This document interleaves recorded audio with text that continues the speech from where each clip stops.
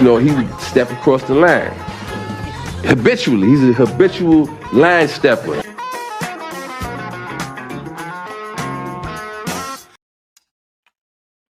had to get that quick swallow in, but I got caught up with the ice cube. I just had an ice cube go down my windpipe, Derek. Jesus Christ. I feel like a pregnant woman. Welcome to the Habitual Line Steppers podcast, y'all. I'm Garrett Charles Langley Henson, eating on ice chips. What's up, man? It's Terry. You know how it goes. I'm the second, not the first. But I'm never. Are you auditioning for Aerosmith? Is that what I see? A.O. Smith. Nah, it's a fucking shit. What do you call those things? Heater? Those little heaters in your garage and shit? Okay. Whatever you call them. Space heaters? Yeah, I haven't worked there for such a long time. But I got a bunch of free green t-shirts from them. So it's just some chill shit. Nothing crazy. They gave me like 5 XL big ass shirts. And I was just like, yeah, whatever. I'll take them shits.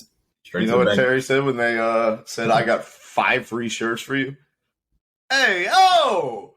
I'll take those joints. Just terrible, man. I'm taking just them all terrible. Day. I'm taking them all day. So what's going on, man? What's been going on in the world, bro? I know you said your girl just came back from Orlando or some shit. She went to Disney World for a week without your ass. You have a blast? Or did you just jerk off 50 times? Yeah, no, I did a bunch of cheating. It was a good time with her. I went through all my old Craigslist postings. Found the right one. But nah, for real, I didn't do nothing, man. I tell you what I did do is I got to watch like 15 NBA games in 1 week, which was really nice. I probably watched more of the NBA in 1 week than I have in my entire life in 1 week. No, that's facts. So that was really cool. That's facts. That's the only thing. That's the thing that's fucked up about like my relationship with my wife. Her least favorite sport is basketball. And my favorite sport to watch is fucking basketball. So every time I'm watching basketball, she's like, all I hear is skip, skip, skip, skip, skip, skip. I'm like, yeah, bitch, that's how the game goes. I'm not muting it either. Get the fuck out. You would have loved the bubble.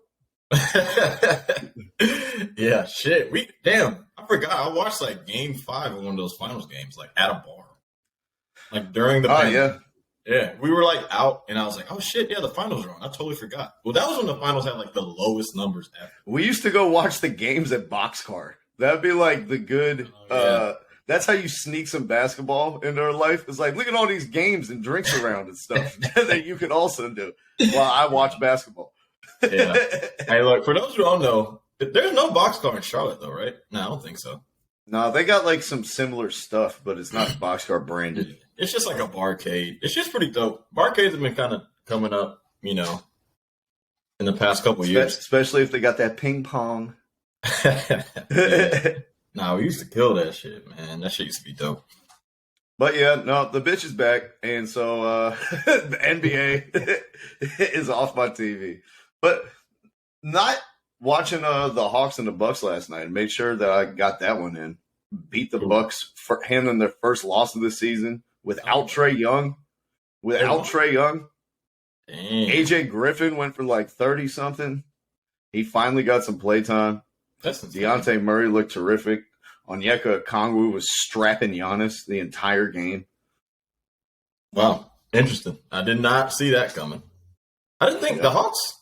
It was weird because like the Hawks, I was like, man, I don't know about them. And now they're 7-3, and I'm just like, all right. They played a bunch of shit teams. This is the first good team they've beat this whole season. The Bucks? Okay. And we did it with Trae Young not playing. For the season, Terry, with Trae Young on the court and Dejounte Murray off of it, the Hawks are minus 23 per 100 possessions after having like the best offense in the league with Trae Young on the court the last 3 seasons. With the two of them together, they're like plus 11, I think, per 100 possessions. That's pretty good. And with Dejounte Murray and no Trae, they're like plus 6. So without Trae has actually been a big boost for us. And it's almost like defense counts. It's defense and rebounding, bro. I mean, like, realistically, if I were to ask you how many rebounds a game does Trae Young get, would you know the number, like, spot on? No, I'd probably say, like, 2.1. 3.5. You take the under. 2.1. That's what my guess was. Somehow higher than DeAndre Hunter's rebounding numbers. What? That's crazy. That'd be now. insane. Let me see. Look that up for real. Who averaged more rebounds? DeAndre Hunter or Trae Young?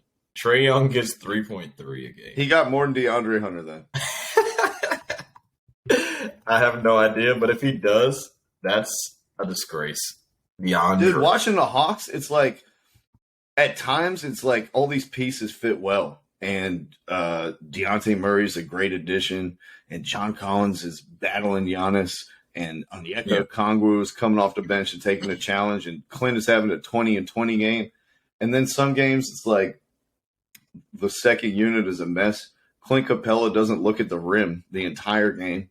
John Collins will take 3 shots and end up with 6 points, and DeAndre Hunter will wait until we're down 20 to start shooting. And it's like we're paying, I think, over the next like 3 years, like $400 million to have Trae Young, John Collins, Dejounte Murray, DeAndre Hunter, and Clint Capella around. And it's like if Clint Capella, DeAndre Hunter, and John Collins combine to get you 28 and fucking 20 or 28 and 25 between 3 guys that you're paying $100 million to, you can't fucking win, man. That's not going to happen, though. That's not going to be the majority of what's going to go down for the season. It's going to change. I don't know exactly how it's going to change, but it's not going to stay like that. But that's going to happen, though, when you add DeJounte Murray. Like, he's going to take a lot of the points away, and he's going to have some assists, but it's not going to always go to, like, one person. It's going to be split between Trae Young and Collins and Capella and Hunter. So shit's just going to be dispersed. It is what it is. Clint Capella, can you look at the rim, though? Like, some games, Terry, he does like the Draymond, where he gets a rebound like 1 foot from the rim, and he doesn't even look at it. Hey. Like, he just goes to pass it right back to the three-point line immediately. He's playing his role. He knows where his money is. He knows where his bread is buttered. You get that rebound, you throw it back out to Trae. You get that rebound, you throw it back out to DeJounte. Like, that, it is what it is. You would love for him to go back up. But what's he shooting for the free throw line? Like, 60? 50? Yeah. I mean, that may be generous, 60. I'm saying, he knows if he passes out, we might get 3 points. If I go up, we might get 1 or none if I miss this fucking layup. He's a lob guy. That's it. He's a lob. Listen, man, you can't be a 7-foot center who's afraid to shoot the ball at the rim. Like, that can't happen. It's not a good look. But Okongwu has come on big time to start this season. And he really took the challenge with Giannis. And Giannis talked about after the game how Okongwu is always one of those guys that, like, gives him trouble. And he was talking about how, like, a lot of the league, he could see the fear in their eyes. And he's like, I know I have him before the tip, and I can be aggressive and do all this other stuff. He's like, there's something about this kid, man. He's got no fear. He's like, I like going up against him every time because it's a battle. That's dope. That's dope. Did he say it in English or Swahili at the end in the press conference? He said it in whatever they speak in Nigeria. What was it? The Yoruba? Yoruba.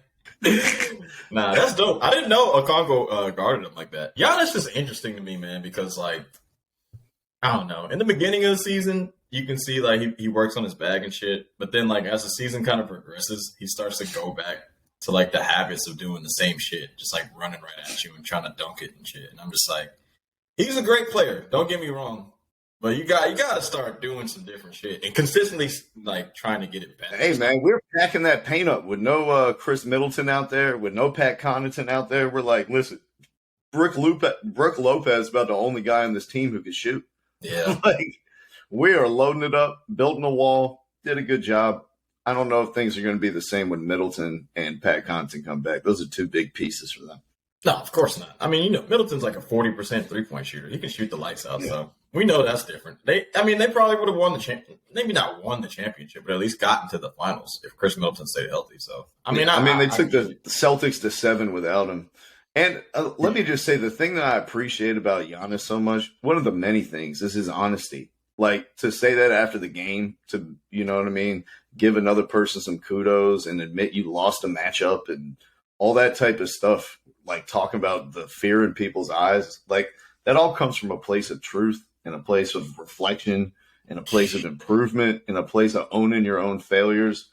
And it's very different from a guy that we see on the opposite side playing over in Los Angeles. Terry, I don't know. Did you see this ludicrous statement that LeBron James made yesterday? Nah, I didn't see it. This is now entered into beyond disrespectful territory. What happened? You know how LeBron loves to take credit for things and act like he saw things before they happened, like he was the first person on the train. Takeoff is going to be buried Saturday at the State Farm Arena in Atlanta. Yeah. It's going to be like one of the biggest public funerals probably in national history. And LeBron was speaking about the impact the Migos had on him and that how he was the first people on the Migos music.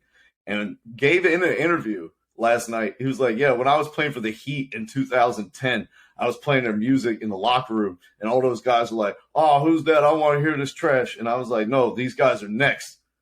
Migos didn't drop a mixtape till 2013. Hey, look, I'm not saying that I'm not saying he's wrong or right. I will say this. He does know Drake. Drake was one of the first people to hop on one of the Migos songs back in the day. There is a possibility that he did hear some Migos in 2010. Quavo was still in prison. What are you talking about? Offset or Quavo? You always get them confused.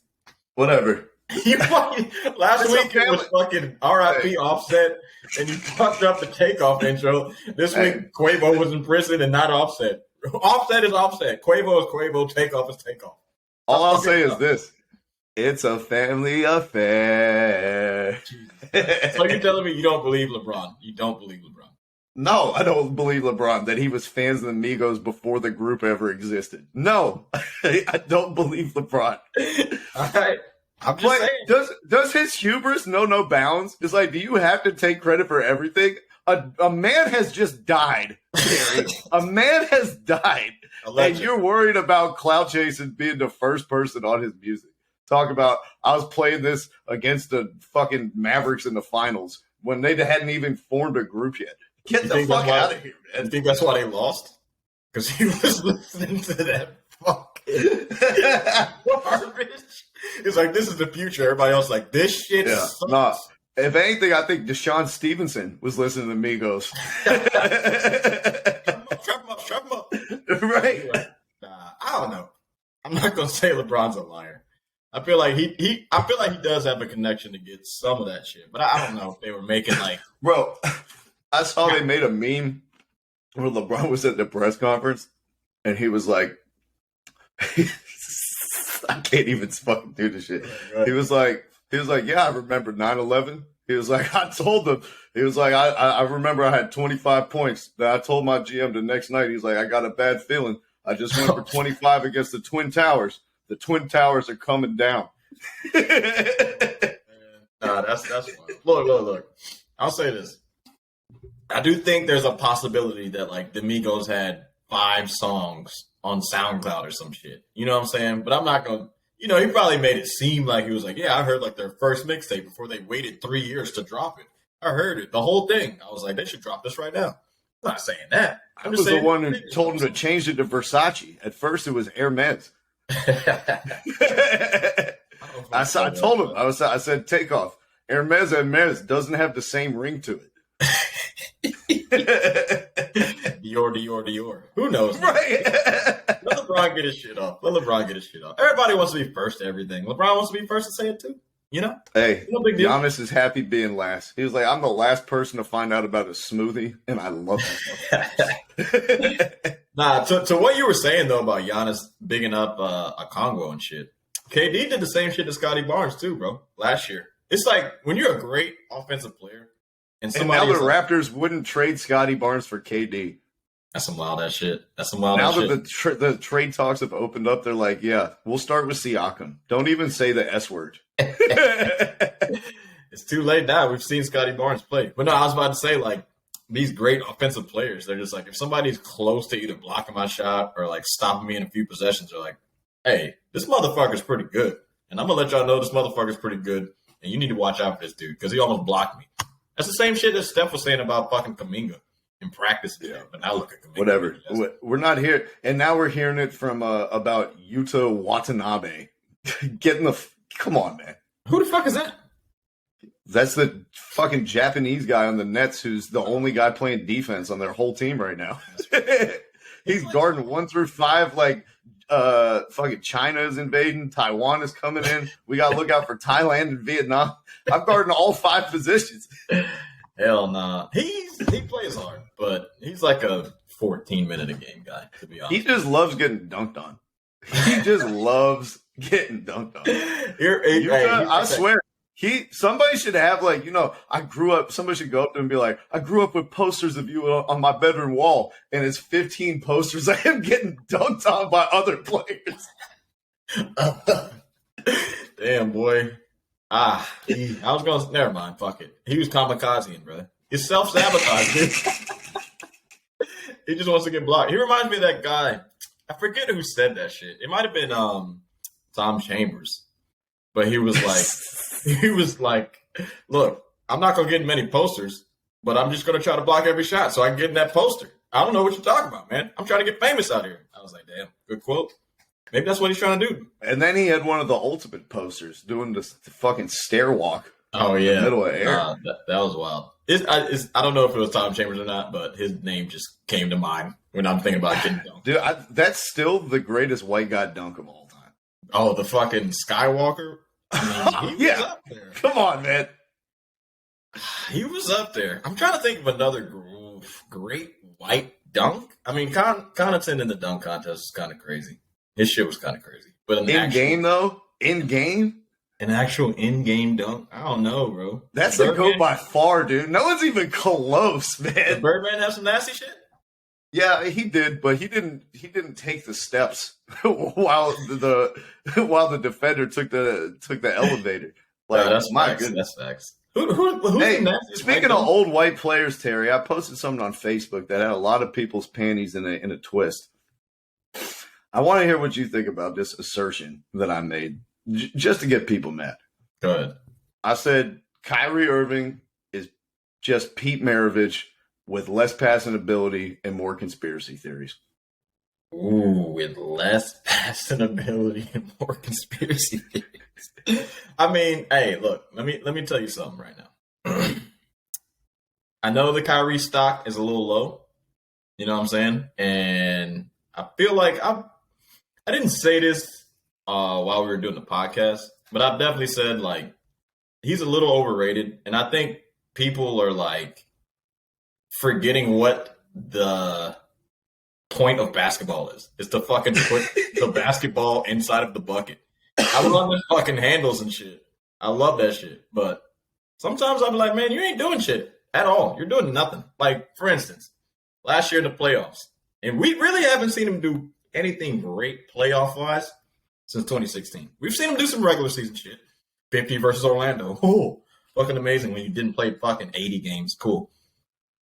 I haven't seen Kyrie do shit for a while. I mean, game 1 last year versus Celtics, that was cool. You know, they still lost. Who gives a fuck? And then every game after that, he played like complete shit. Him and KD. But KD's going to get all the fucking blame. You know, Kyrie got to slide into oblivion because nobody cared about it. We were just talking about KD. But Kyrie ain't been doing shit for me, bro, for at least 3 years. For the whole Nets, his whole Nets career, trash.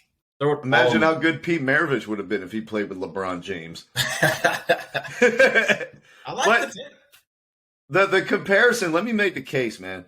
Both like tortured artists on a basketball court. Like, saw the angles, saw the things way before anyone else, had setup moves for their setup moves that nobody else saw coming. Both like masters of spinning the basketball, like using the backboard with spin. You know what I mean? The layup package. Crazy. Yep. Both of them. Pete Maravich was known for his stupid layups. Yep. The creativity, off the charts. But still behind all that excellence and all that flair was like a pain or an unhappiness, at least, that like I'm not properly understood in Kyrie's case or properly valued as a championship player in Pete Maravich's, or whatever the case may be. There's like a darkness to both of them and a tendency to go inward to themselves, where it's like, I'm going to solve this on myself and I'm going to dribble through 5 people and I'm going to hit the hardest shot. And obviously Maravich is a more creative passer, but it still was always about him. And I think that's, in the end, neither of them, nobody can deny the individual talent, but by themselves, we're not drivers and engines of winning teams. Although they both had all-time outstanding NBA moments, neither one of them, when we look back, will be considered largely a winning player, despite them both being some of the most talented players of their eras. No, that's true. I believe the comparison is there, and I would say if it wasn't for Kyrie winning that chip, I think it'd be a lot closer than it seems or should be. Pete was the man. Don't get it twisted. He was the man, but that one shot, man, that's elevated Kyrie shit. It really has. I mean, he won that championship. As much as I like to say, LeBron, he got fouled. No love for the block. No love for the block. No, the block is crazy. I'll give him that. Kyrie made the shot, but then I like to troll people and say, well, LeBron did actually ice it by making a free throw after Kyrie made the shot. I'm just saying, they were only up 3. I'm sorry, is Skip Bayless on the line?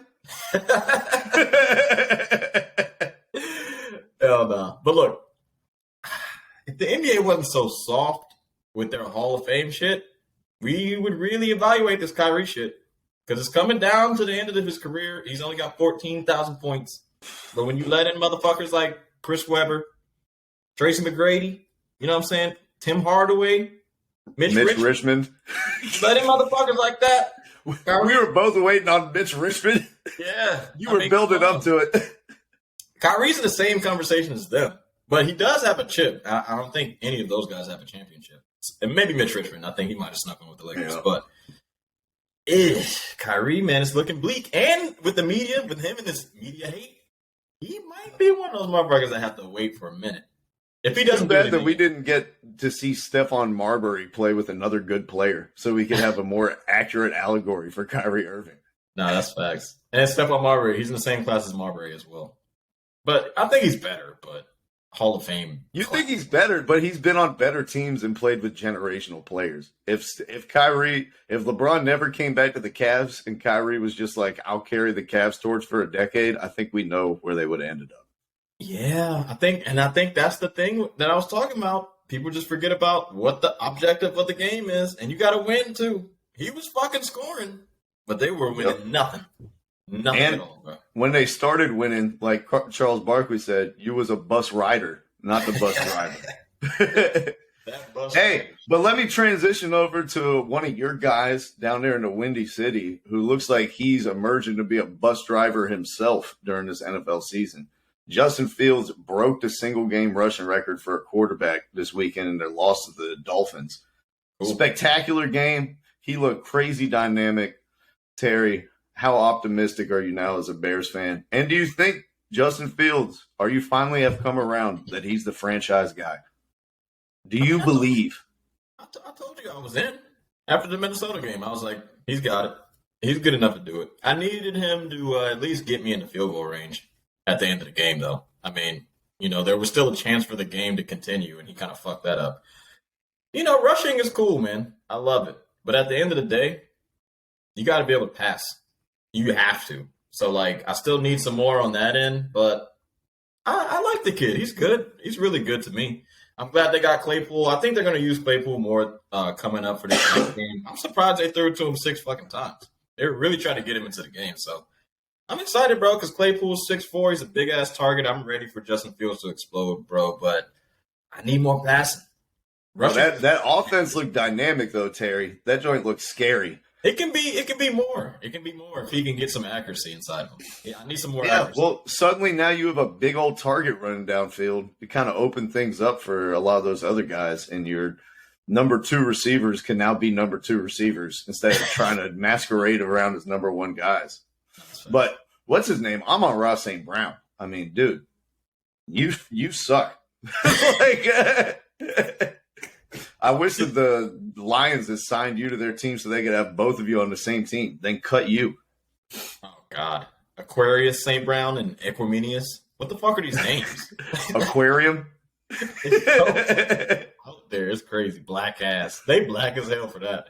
That shit is crazy. I bet it means something crazy, but whatever. Hey, yo, let's do an evaluation. let's do a quick. You think those are the only two players that in their pregame introductions have a pile of chicken bones on the floor? Jesus Christ. They were the ones. I think the parents probably got that shit from that Key and Peele skit. They were like, Equimania St. Brown. Oh, no. Most definitely, bro. Most definitely. But no, let's do a quick evaluation, right? So in Justin Fields' draft, there are a few quarterbacks that were taken in that draft. And if we go back and look at that shit, and let's see, who do you think is the best one? It was Trevor Lawrence, Zach Wilson, Trey Lance. Listen, Justin man, if we Fields. redrafted that whole draft right now, Michael Parsons would go 1 and Justin Fields would go 2. Definitely. And you got Mac Jones. So you think Justin Fields is better than all of them right now? Yeah. Every single one. Not even close? Yeah. Let me see. him and Trey Lance, we haven't got to see. He gets hurt every single time he goes Trey to go Lance out is there. done. Trey Lance is done. Trey Lance. Mac Jones is really done. The crowd is chanting out for Bailey Zappi every time he comes out there. Yeah, but when you watch Mac Jones, he had some mobility, but I think he really fucked his ankle up, and he came back too soon because he looks like a statue now, and you can't be a statue. Oh yeah, because he was so mobile before. I saw him move out the pocket and run. I'm not gonna act like he was a sitting duck. He's a fucking sitting duck now. He can't even move. He has a knee brace and an ankle brace on opposite feet and legs. He is starting to look like Eli Manning at the end. Oh back god! There. Oh god! That's a name for Patriots fans. Don't you say that name? Fucking strong gust will blow that man over. And then Zach Wilson, the Jets are killing everybody and are like 5-2 or something like that. But Wilson hasn't been particularly impressive. Not really. The times that he's looked the best is when he's tried to do the least. And it's like, hey, you just throw for 180 yards, no interceptions. You don't need to fucking beat Patrick Mahomes and try to shake off 3 defenders and throw a ball 60 yards downfield. Yeah. Just make the play that's right in front of you. So he's kind of doing the Mac Jones shit from last year. And all of us are falling for the banana in the tailpipe. Like, oh, Zach Wilson, he's really turning it around. He's really showing his promise. The man hasn't thrown for 200 yards in a win yet. Let's pipe the brakes. I think he's good, man. I think he's good. It's just he needs to. He's not good. I knew it as soon as they had that draft picture of him surrounded by black people and he looked uncomfortable as hell. He looked like he was about to call the cops. I was like, he's not going to make it in the NFL. It's not going to work. He can't command a locker room. Nobody is looking at Zach Wilson like this is the guy who's going to lead us into battle. Like, it's not happening. Is he the guy with the smoking hot mom? Or is that – I'm not thinking about somebody else. He's the one who fucked his friend's mom, too. Ah, there it is. I knew it was something. So, I don't know. I think he's fine. He just needs to stop with the stupid-ass mistakes. Like, he can fuck a game up. He kind of reminds me of, like, Baker Mayfield when he was good. He doesn't have the talent as, like, the reach of what Baker was, but he reminds me of, like, when Baker's like, oh, I can squeeze this one in. And he reminds me of, like, between Baker Mayfield and the bad side of Kyler Murray. Yeah. Pocket Kyler Murray. He reminds me of Pocket Kyler Murray. No, you're right about that. And when Kyler Murray's in the pocket, I'm like, that's either getting deflected or it's going to get fucked up. If Kyler Murray's not out there playing playground ball, they ain't got no chance. And they gave him $200 million. Whatever.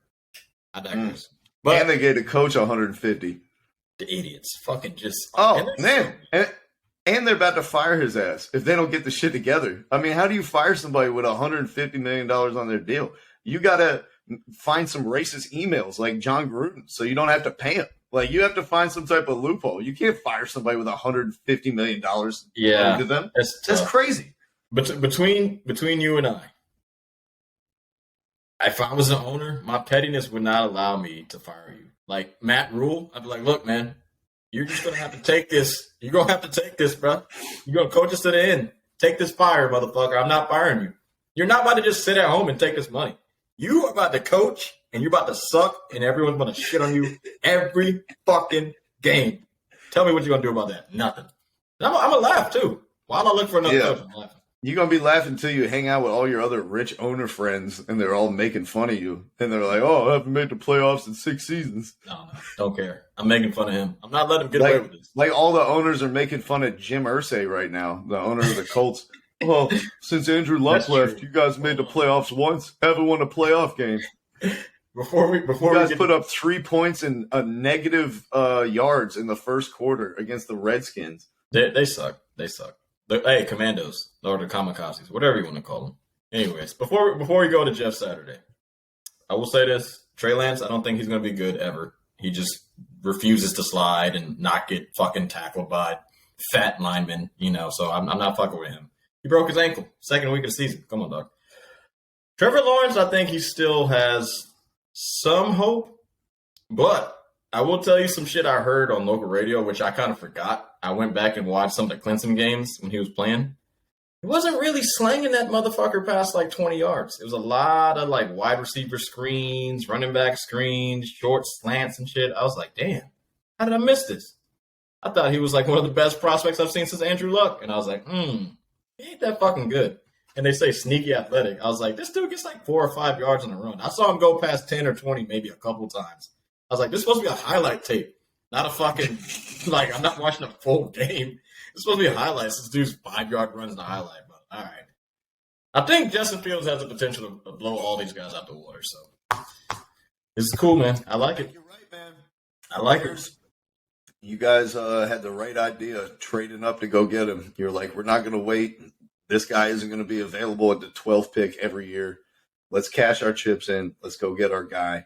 And it's looking like it's turned out pretty good for y'all in the Windy City.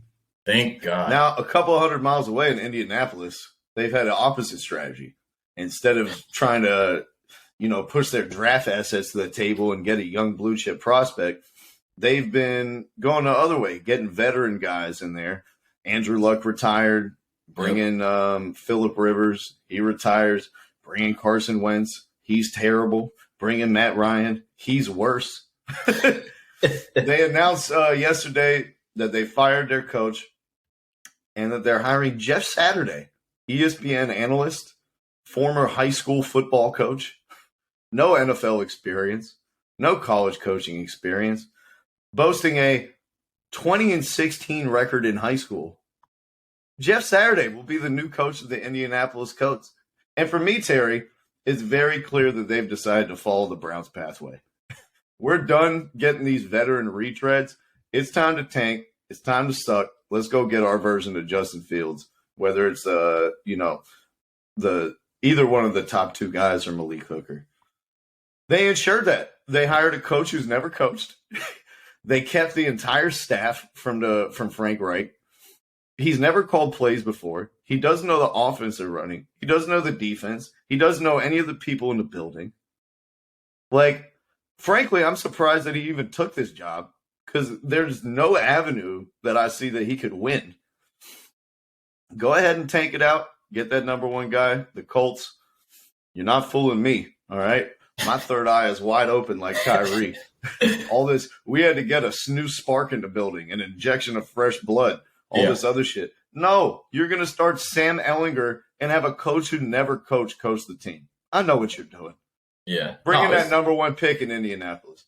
This is beautiful. But the plan is, who the fuck are they going to get? Are they going to get C.J. Stroud? Good fucking luck. He looks fine, but he's another one of those Ohio State quarterbacks. You really got to look better than Matt Ryan? I feel like Matt wasn't that bad. I think Matt was like too good for them. They were like, no, we want to lose. And he was like almost winning games. Like, he was like too close. Like, this game is too close. We can almost win this game. We need to put Sam Ehlinger in there. I do want to say, just for posterity's sake, when Matt Ryan was benched, he led the NFL both in interceptions and in fumbles. And he was fourth in passing yards. I'm just saying. Nah, it was mostly garbage. Jonathan Taylor fancy odors. Cry your fucking eyes out. God, yeah. Haji. But Haji's still winning. Who cares? Anyways. Oh, but did you see the fast one that Santi and Los tried to pull today? Nobody cares. We'll talk about that later. We can talk about that later. Mm-hmm. Yeah. We'll talk about it as long as I'm the commissioner of this fantasy football league, you're not trading 3 stars for 3 scrubs. That's not flying on my watch. And I tell you what, that's the type of behavior you should keep up if you want to get kicked out of the league. Go ahead. Free Austin Eckler. But anyways, what was I about to say? Oh, look, Jeff Saturday, this is a perfect tank job. We love it. But I like his personality, though. I will say that. If you just let these other coaches coach and Jeff is just the inspiration, these motherfuckers might win 5 games, and they might fuck around and not get the first pick. But I will say this, look, man, I love Jeff Saturday. I really do. But he was 3-7 as a high school coach.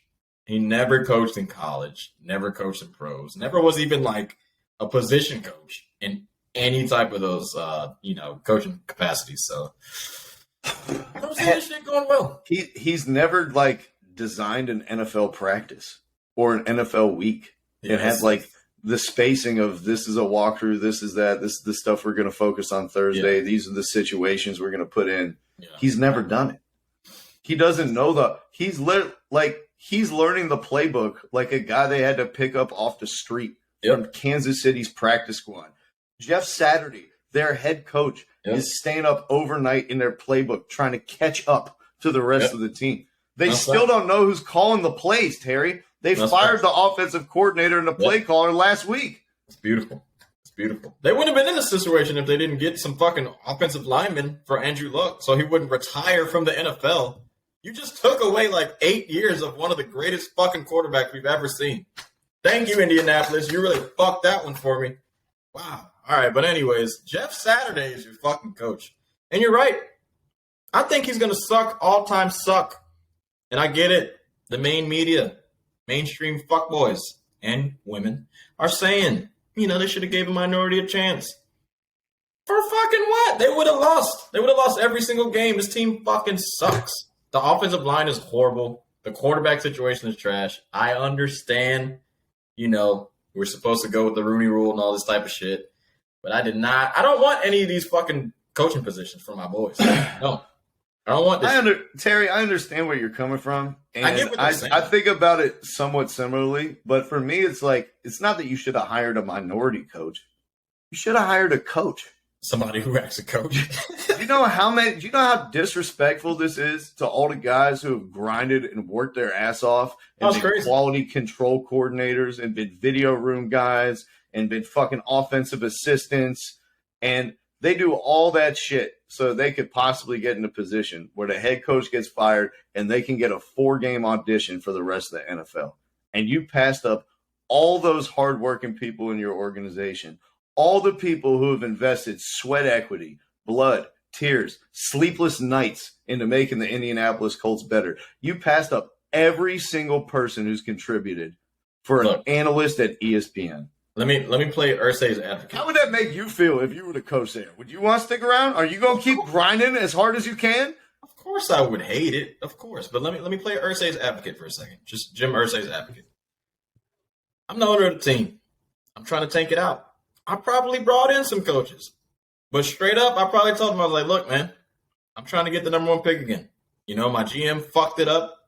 I just want to get another good player. I do not want to put you, a great coach that's grinded out all these years, into this shit situation. And I understand it might look good on your resume, but I think it's going to look bad if we go winless. And all right, well, offer me the job and let me make the decision. Don't make the decision for me what's best of my future. I already grinded my whole life to get to this point so I could be a special teams assistant.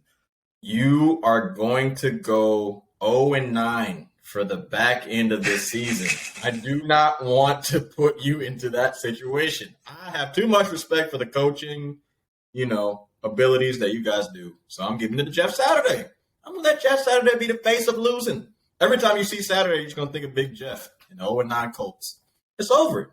Jim, what's the call? You know what Patrice O'Neal would call that, Terry? What? White tricks.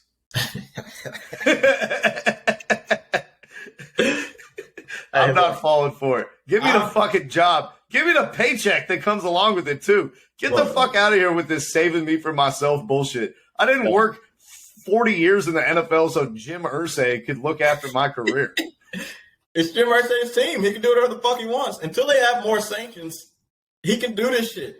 Listen, man, just don't come out here and act like you're trying to win. Don't come out here and be like, this is the only thing we can do to get the organization back on track. Blah, blah, blah. The glory days. Bring in the old championship standard back.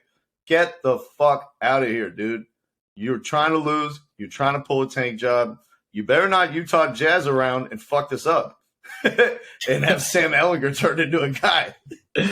But the Colts, it's official, sticking a fork in them. They're done. unwatchable for the rest of the season. Jeff Saturday, I hope you get another opportunity to coach in high school after all this is done. Who are they gonna get, bro? I don't like what. Who are you tanking for? Why are you tanking? CJ Stroud is not the dude.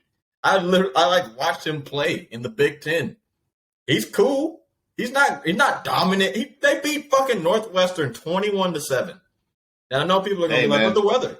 The weather was bad. It's fucking Northwestern, bro. You gotta score more than 21. You gotta at least give me some rushing yards. 21 points, bro. At fucking Northwestern.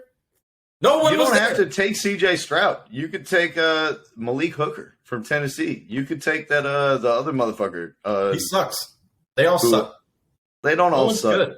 Malik Hooker fucking transferred from fucking. This is what you say. You say Justin Fields sucks, and then now you're like, oh, he's really good. He's gonna be the best one out of the class. Justin Fields like Kirk Cousins sucks. Oh wait, he's better than RG3. Like all these guys every year there's a quarterback who comes out who's good, who people didn't think was going to be good. Every fucking year. But this is not going to be the Colts year. I can tell you that. Every year it is somebody, but it ain't for them. You can't blatantly just do this for no one. There has to be a reason. Juan Benyama in the NBA. I get it. LeBron James. I get it. Micah Parsons. CJ Stroud? Suck for luck. CJ Stroud? Fuck no. Bryce Young's 5'11"? Fuck no. Get out of here. Don't stop it. Hooker, he transferred from fucking Virginia Tech to go to Tennessee. Get the fuck out of here. I'm not trying to hear any of that. He's not good. None of them are good. Suck for who? Suck for what? That's what we said for Jalen Hurts when he transferred from Alabama. Oh, he's not good. He couldn't make it. Couldn't even play over Tua. He had a resume of actually playing, and he was good. There's no resume for this Hooker dude before. Virginia Tech was bad for years, and they're still bad. He transferred to Tennessee. All of a sudden, he's great. I don't like one-year quarterbacks. Name me one guy that played 1 year in college and became really fucking good. One fantastic year. Mark Sanchez sucked. Sam Darnold sucked. Josh Allen. He played in fucking Division III. No one watched any of his games. Suck me off. He's 6'6". Joe Flacco doesn't count either. Everybody who was good showed you evidence of them being good for multiple years. There wasn't someone that was like, I'm good for 1 year. Like Trevor Lawrence. Hey, he looks okay. Urban Meyer was his coach. You got to give him 1 year after Urban Meyer. It's like an ACL tear. The year after the tear, he'll be good. I bet. Yeah, I thought the Jaguars might be decent in the beginning of the season, but my God, they have looked miserable. They look bad. They look bad. Maybe they'll get a shot in the arm after Calvin Ridley returns. Possibly. If that ever happens. But you don't think my theory is right? I think my theory is right. You got to show me consistency. Every 1 year quarterback has been really bad, like horrendously bad. Every 1 year great college guy, horrible in the NFL, just absolute shit. I got to get some consistency, man. You're either good or you're not. Listen, man, I don't watch enough college football to go back like through my Rolodex and see who is good. But I bet there were some guys that were pretty good. How long did Vince Young play at Texas? Huh? How long did Vince Young play at Texas? Fucking multiple years he was good. Everybody you want to say who's good. Who's a good quarterback now? Oh, I got one. Who? Joe Burrow. Played like shit at Ohio State. Didn't play good his first year at LSU. His senior year breaks all the records. Goes to the Super Bowl. I'll give you one good year in college. I'll give you Joe Burrow and Cam Newton. But Joe Burrow should have played at Ohio State. That's not on anybody else. He should have played at Ohio State. He was good. He played behind fucking. It's not Cam Newton's fault that he wasn't as talented as Tim Tebow. Cam Newton stole laptops. That's why he's fucking went to Auburn. He was at Florida. He was playing. Him and Tebow were actually playing. And then he was like, I like these laptops. I get the struggle, but you know. Yeah. There goes that Dell sponsorship. Anyways, that's just me. You know, I don't see anybody that's going to be great. Stroud, maybe. But these Ohio State guys, they just seem to not work out. Justin Fields might have broken the mold. Who knows? Who fucking knows? Hey, man, a lot of talent coming out of Ohio State University. They put a lot of talented players in the NFL the last couple of years, especially among those wide receivers. They do. And I tell you, we're also going to find out tomorrow, Terry, the young talent that's going to be representing the United States in the World Cup set to kick off in about 3 weeks from now, maybe even a little less. They announced the roster tomorrow. Are there any names that you're looking like, I want to see this guy in? I definitely don't want to see this guy's face at all. What are your big things that you're looking for with this roster selection? I want to see. Let me see here. I like Zach Steffen, but I don't know. Have you looked at his performance? I don't know if he's been playing well. I haven't been watching wherever the fuck he plays now. Yeah.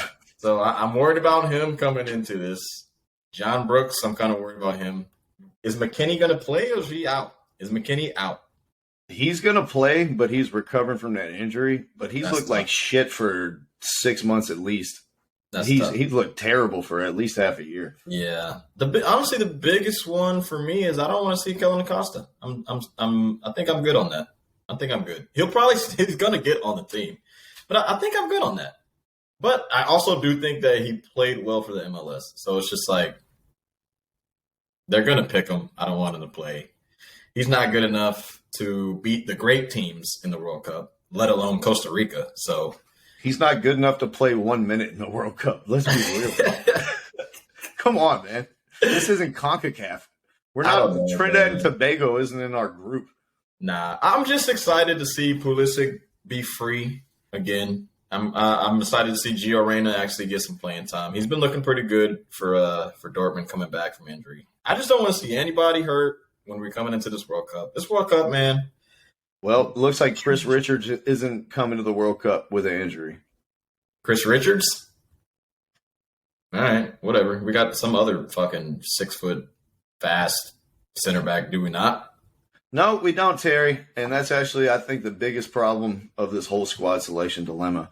Go for it. Because remember, Miles Robinson tore his ACL, who was our starting defender before that. Yep, he was the only other guys that have gotten minutes who fit that type of role is Mark McKenzie, who's trash, and Cameron Carter-Vickers, who's been playing pretty well over in Scotland, yet Berhalter has refused to call him into the squad. Yeah. It looks like Tim Ream is going to be his replacement going to the World Cup if early reports are to be confirmed.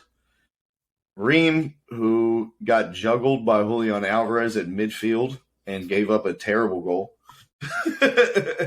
in their loss to Manchester City, despite playing nearly the entire game a man up. I just think he's a terrible fit in the middle next to Walker Zimmerman. And if they're going to play this high line, we're going to absolutely get fucked. Yeah, I don't know, brother. You can't do it. They're going to have to change the system, call Carter-Vickers, or those are the options. I don't see anything else. You can't play those two whites together and play your fucking defensive line all the way up in midfield and high press all game. It's not going to work. We've seen it in Barcelona. Who was the other? Yeah, true. Who was the other taller white guy? Zimmerman? Yeah, Walker Zimmerman. Yeah, he's going for sure. He's definitely on the ship. But it's now all the guys are coming around him, a bunch of other slow fucking white guys. Or John Brooks, who's just as bad.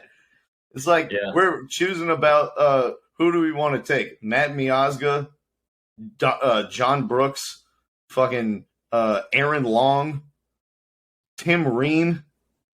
Yeah, they're all slow. They're decent in the air, but man, I'm scared to play against England. I'm scared to play against if we advance past the fucking group stages. I mean, it's not a given. Wales is decent, and the other Iran or whoever it is also pretty decent. Those guys are quick on their team. I feel like any team we play against that has a quick forward line, we're gonna have a problem. And it sucks because there's not a lot of time to get your team ready for these situations. And if we have all these injuries and shit, I know we got 2 friendlies before the World Cup, but is it too late to call Iko Para back to the team? I'm being dead ass serious. I don't know. I mean, if he's not going to fucking try to get Carter Vickers on the team, I don't see why he would call Ike. Hey, man. With all the talks about Berhalter's system, it's we've spent 3 years now developing this system. The 4-3-3 with verticality, the high pressing, the athleticism all over the pitch. And now we finally get to the moment we've been waiting for, and we don't have any of those things that the system is built upon. Well, you still got Anthony. We're playing a four-back, Anthony Robinson, who gave up the game-losing penalty just a week ago and is a poor defender, to be nice. And then Sergiño Dest, who's a worse defender and couldn't get off the bench for Barcelona or for AC Milan, where he's currently on loan. He has players for the Netherlands talking about, I'm glad he switched to America because he wouldn't have made our team. It doesn't even matter. Like, he's not good. Just getting flamed all over the world stage. These are our answers. These are the strongest members of our back line, Terry. Sergiño Dest and Anthony Robinson. Two guys who can't defend. Can I still get DeAndre Yedlin instead of Dest?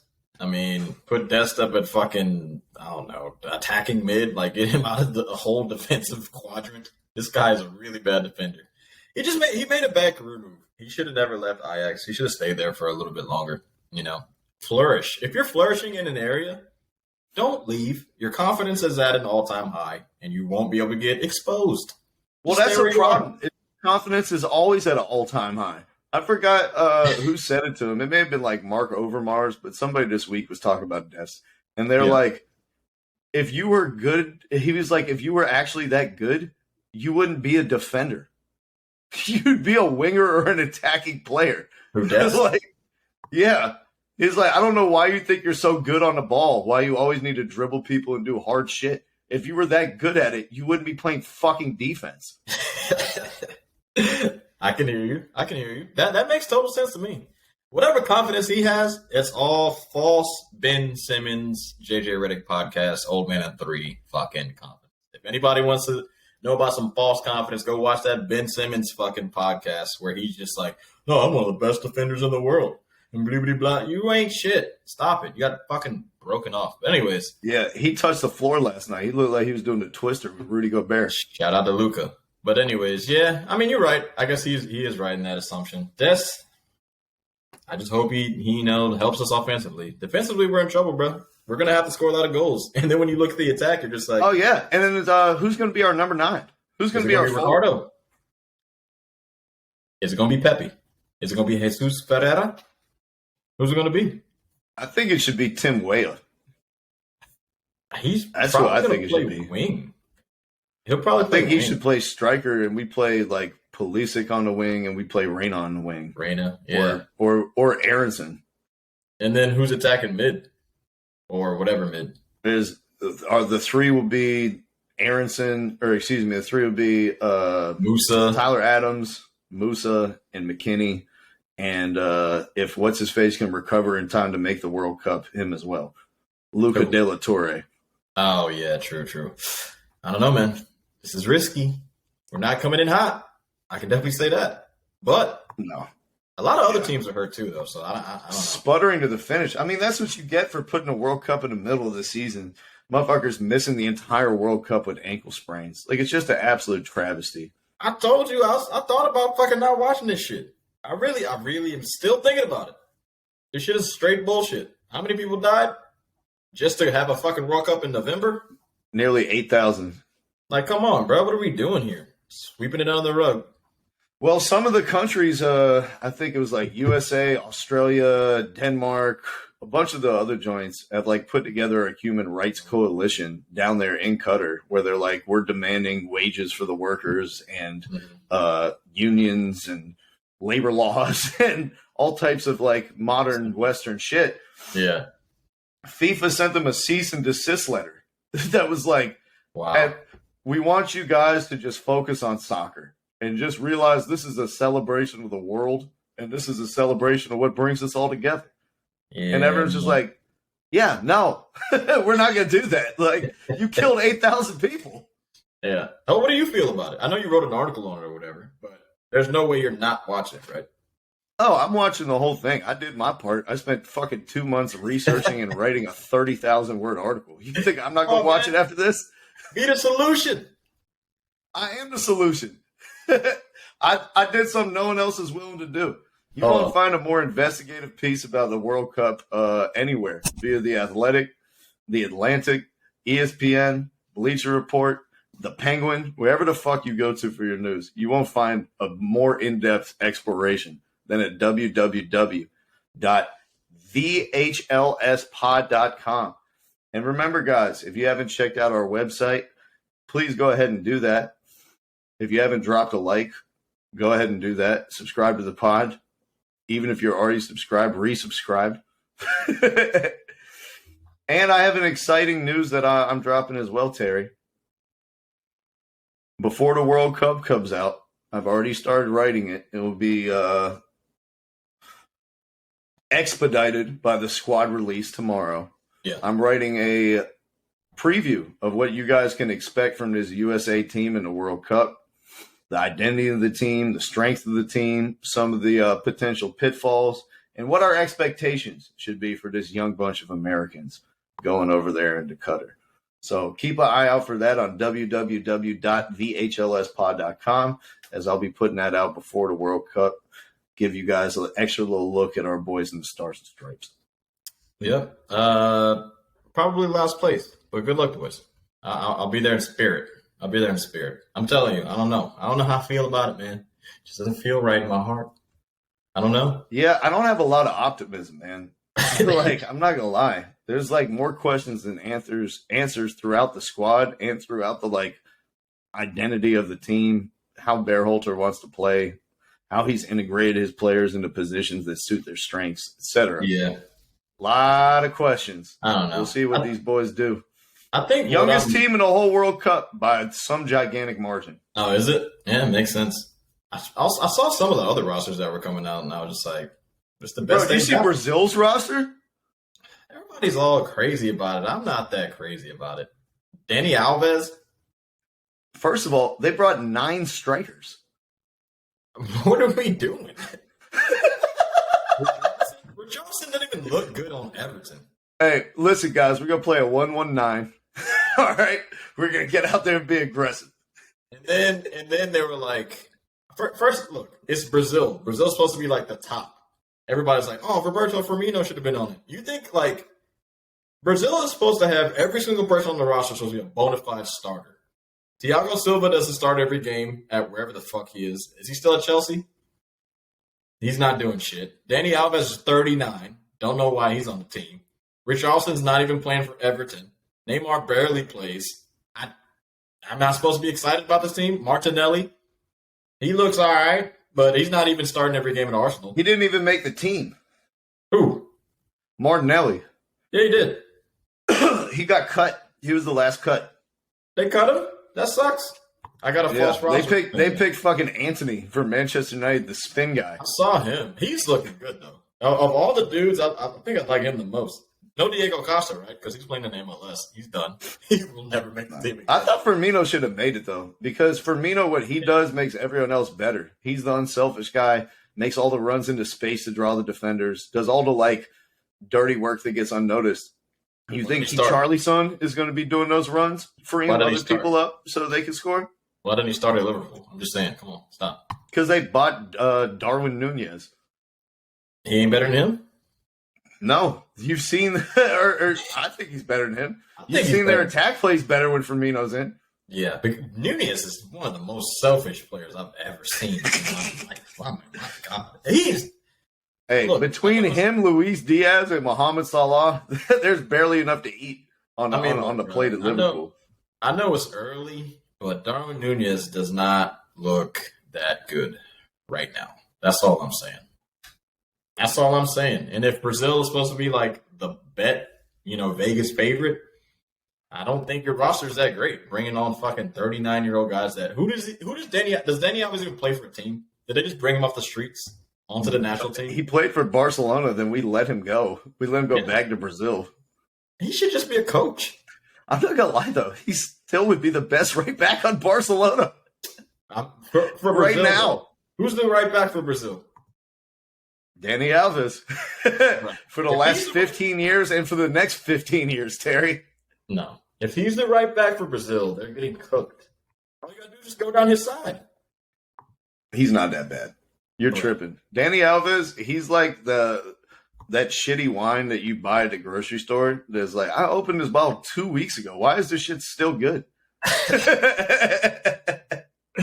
No, bro. Hold on. Let me.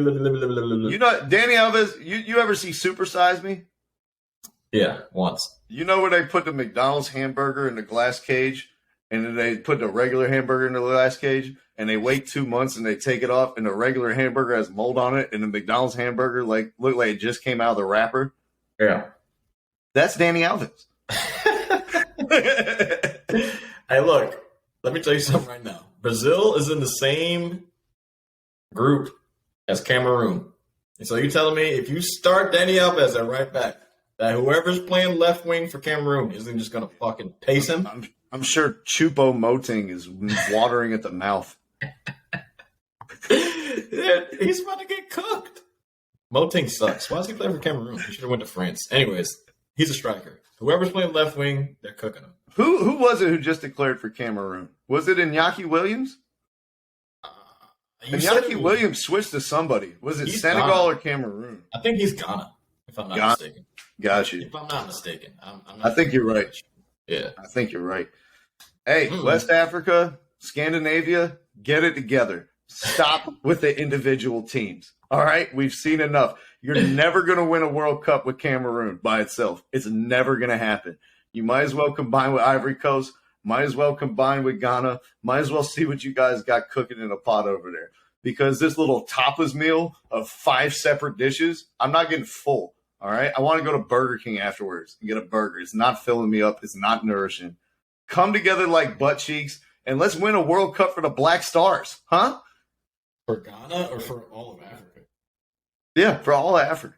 You can't just make an African all-star team. They'd win every time. They already did. They called them France. Oh, please. I mean, like a good majority of the black guys are not French, but that doesn't. They're not from the same country, though. Come on now, stop it. Stop it now. Stop. But you're right. You're right. Look, I'm just saying, Brazil didn't put out their best. I like France. France are the favorites for me. That's it. Yeah. France are definitely the favorites right now. I think Argentina could be a sneak. They're finally getting some defenders in the squad. We'll see. Messi's playing all right in PSG too. Yeah, playing all right. Motherfucker's like 30 combined goals and assists in 18 games. He played all right. He's playing better than last year. For some reason, don't know why he played. It's not like he didn't play well last year, but it was down.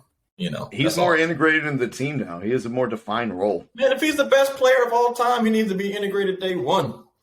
Selfish ass Listen, motherfuckers. man, at this point in his career, Leo Messi is like Trae Young. One side of the court only. Amazing offensive player. If you're asking him to press for 70 minutes, you're going to get broke. All right. Hey, dark horse. You got a dark horse?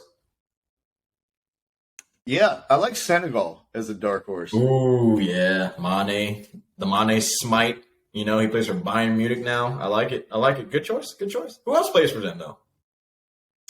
They got a nice forward line. It escapes me off the top of my head who they have, but they have like 3 or 4 forwards and some decent wingers and midfielders to break the play up. Plus, you know, just like when you have that much athleticism on the field against, like, you can catch a team out like Spain or somebody like that who commits too many players forward in possession and then you get beat on the counter. So I just think they have a good blend of athleticism and quality. I think they're probably my favorite out of all the African teams.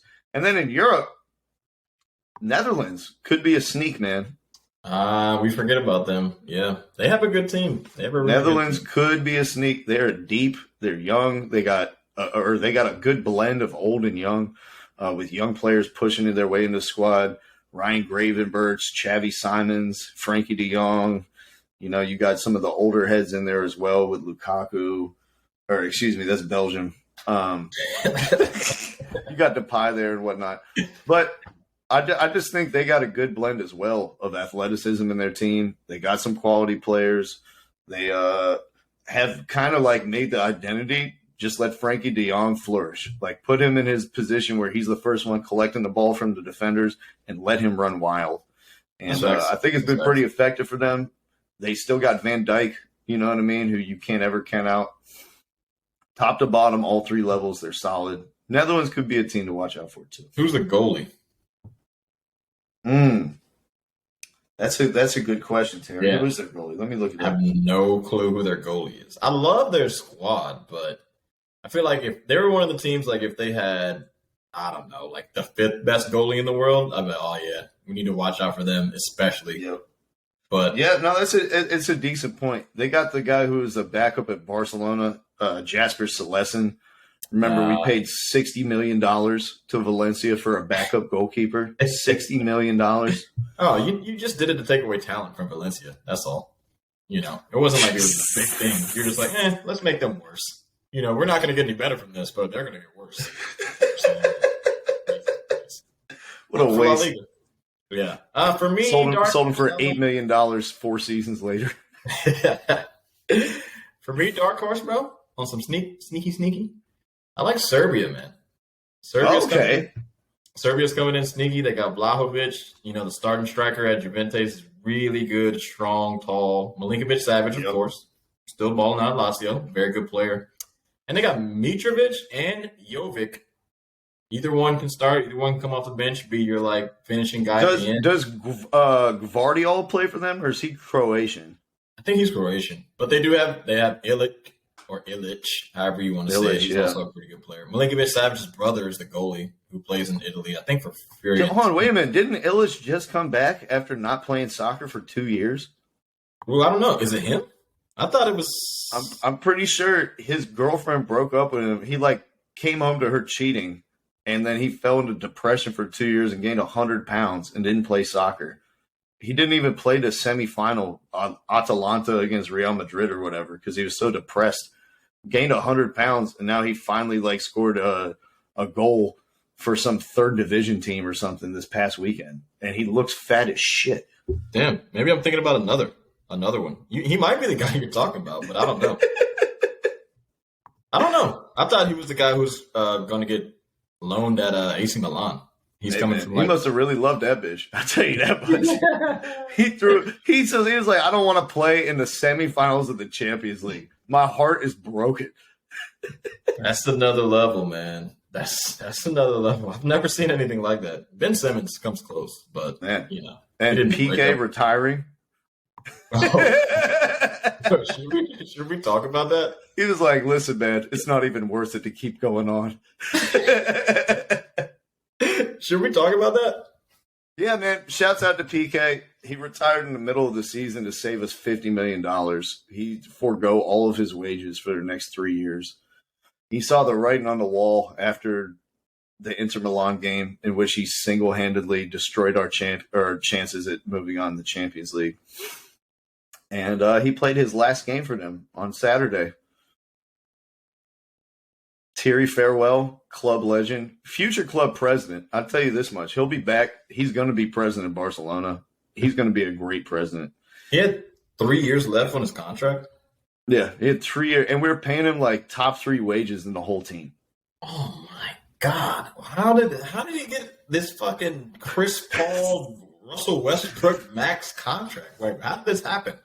Because when our old president, before he went to prison, was in there, he re-upped fucking Gilbert Arenas. Who did he re-up? He re-upped Umtiti to crazy wages. He re-upped Longley to crazy wages. Ter Stegen, Jordi Alba, Pique, Busquets, all on crazy wages. Frankie de Jong was brought in on crazy wages. Sergio Roberto got a gigantic extension with crazy wages. Why did he try to screw your team so badly? Did Barcelona I think he just thought that Barcelona printed money and that the bill would never come due. And it's like the NFL salary cap with the Saints. We'll just push it over to next season and next season and next season. Jesus, man. That's idiotic. I love it, though. I love it. So probably someone in Barca snitched on him. He was like, oh, okay, guess what? I'm going to do this. And all the players were like, oh, yeah, I'll take that. Now they're in a really bad position. Shout out to Pique for retiring for the team, though. Get this, if we remember correctly, and Barcelona's history has been so convoluted and full of turmoil of recent years, it's hard to even remember all the separate incidents. Yeah. But Bartomeu signed all these players to these crazy extensions, making Jordi Alba, the highest paid left back in the world, and Sergi Roberto, one of the highest paid right backs, and all this other crazy shit.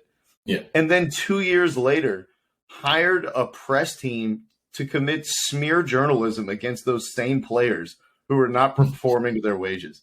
Literally hired propaganda to start a Twitter campaign against the players that he paid for not performing up to the level. Oh, my God. Can't make this shit up, Terry. This guy's crazy. Shouts to Pique, a true captain, a true leader, taking it on the chin for Barcelona, giving us some breathing room. This is like $40 million of relief. It's going to make our salary cap go up. He pulled a Davis. What's Davis's brother's name? Vernon Davis, his brother that retired at halftime for the Indianapolis Colts. Oh my God. Vontae Davis in the middle of the season. I'm out of here. I'm done. Piqué, you're right. He did see the writing on the wall. He sucks, and he knew he sucked, and he knew he couldn't get any better. And it's not because he wanted to save Barcelona's face. He just told the coach, he was like, Xavi, I'm bad, bro. I don't know what to do. And then Xavi was like, if you retire, we get a lot of this money back. I'm just saying, I'm not saying you have to, but, on the back end, I got you, dog. You're my boy. You know what I'm saying? Help out the squad. Xavi told his ass to retire before the season started. He was like, you're going to be my fifth. I'm dead serious. He said, you're going to be my fifth choice center back if you want to stick around for that. It should have been. And Piqué is like, yeah, I'll stick around and get paid $30 million. Why wouldn't I? Yeah. But, the last 2 games Piqué played, he's getting booed in the camp now by his own fans. Like, every time he steps on the field, they're whistling at him. They're booing him. It's like, is this really the last memories that you want to have of your playing days at Barcelona? Or do you want to just go ahead and call it quits and be like, we had a great run and let it kind of people appreciate you somewhat on a high note instead of making you the villain week in and week out? I don't think this is a high note. I also don't. Oh, it's not a high note. It's not, but it's not the brown note that makes you shit your pants when you hear it, which is where it was looking like it was going. This is not good. This is not good at all. Like, this is not how greats are supposed to be, remembered. This is really, really bad. Like, I swept out the back door against Rayo Vallecano. Yep. Yeah. We announced that you retired 3 days before you retire at an away game. Like, come on, man. Hey. Is he going to pull a Tom Brady? Should we just give him 40 days? He's going to come back and he's going to save us from when all the banks come and repossess Barcelona in 5 years and shit. And all this stuff from the current president is come out in the press that he did all these, handshake deals under the table and this and that and all the other shit. Piqué is going to be the next president who comes in and he's like, we're going to get back to the true Barcelona. We're going to get back to our winning ways, back to accountability, back to the youth academy. He's coming back as president. Mark it right here, right now. He's coming back. It's just a matter of time. All right. Third Eye Garrett. You heard it here first. He gets 98% things wrong, but that 2% is spectacular. That 2%, I'll let you hear about for 5 years. Most definitely, man. I feel bad for Piqué, but don't get it twisted. He was going to take that money. He just didn't go out on his own. He didn't just be like, nah, I suck, I need to leave. He was going to take $30 million every year until he was done. There's no fucking way he wasn't going to do that. I'll tell you what he probably did. He probably deferred it somehow. He was like, listen, we're still going through the divorce, Shakira and me. She could still get half of this money. Why don't we push this off for 5 years and you pay it to me as a bonus when I become president? That's a smart idea. Because I was about to say, there's no way he was like, hey, look, man, I know it seems silly, but I got to make more money than Shakira. I don't know what to tell you. Sorry, guys. But yeah, shout out to you, man. Legend. You went out sad, though. You went out sad. Yeah, you went out sad. I love you, buddy, but you went out sad. Gerard Piqué, true legend of the game, gone like the wind. There's something about those Barcelona center backs. It's like we just run them till the fucking wheels fall off. Like Puyol had 1 foot in a wheelchair in his last game, and we were still putting him out there. Rafa Marquez couldn't even complete a move to the MLS. Like Javier Mascherano, I think, just retired after we were done with him. Like we just playing center back for Barcelona is like playing running back for the Cowboys in the 90s. We're gonna give you 400 carries if we're going to use up your whole career. Shout out to Emmitt Smith, Herschel Walker. I mean, shit. If I traded 4 first-round picks for you, I'm running you into the ground. I don't give a fuck what you talking about. I don't care. Shouts out to Pique. You got run into the ground, but you had a great career, great moments. You made a great switch from Manchester United back to Barcelona, and it paid off twice, beating them in the UCL final twice. No, it was genius. It was genius. Is he, what, second best center back you ever had? Third best? What? Fourth? Fifth? I don't know. I thought Mascherano was better than him when they were partners. I thought Puyol was better than him when they were partners. No, I'm saying, so it's Puyol, Mascherano. That's just in his era. Stoichkov and Koeman, probably better than him. Ooh, Marquez, Rafa? Or is he better than Rafa? No, he was better than Marquez. All right. I can't let the Mexicans win. I got you. I understand. So hey, ask Robin who is a better defender. Yeah,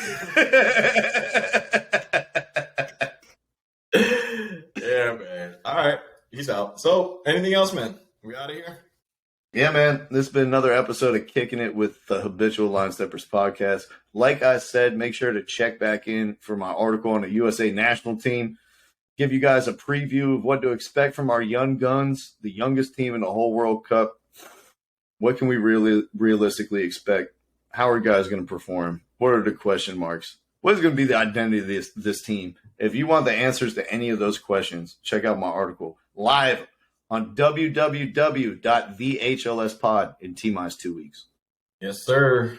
First game of the World Cup, November 20th, 11 a.m. Interesting start. God damn, that's 12 days from now. Yeah, man.